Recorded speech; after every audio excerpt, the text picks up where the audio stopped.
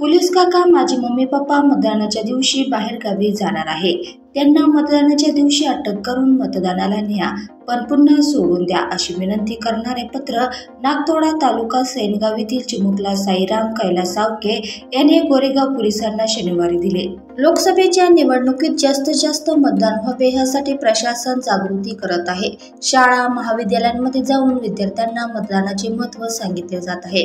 लोकशाहीच्या बळकटीकरणासाठी पालकांनी मताचा हक्क बजवावा यासाठी चिमुकल्या विद्यार्थ्यांना गळ घातली जात आहे. त्यातूनच जिल्हा परिषद शाळा नागतोडा येथील इयत्ता 3रीतील साईराम याने घरी आई वडिलांमध्ये होणारा संवाद पोलिसांना लिहिलेल्या पत्राद्वारे मांडला आहे. मतदानाच्या दिवशी आई वडिलांनी बाहेर गावी जाण्याचे नियोजन केले.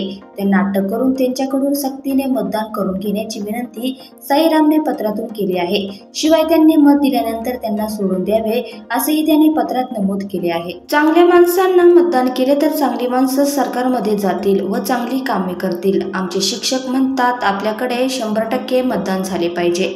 मात्र माझे मम्मी पप्पा बाहेर गावी जाणार असल्याने त्यांना मतदानाच्या दिवशी अटक करावी. मतदानानंतर त्यांना सोडून द्यावे असा मायना असलेले पत्र साईरामने पोलिसांना दिले. गोरेगाव पोलिसांनी त्याचे कौतुक करून या पत्राची पोलीस दप्तरी नोंद करून घेतली.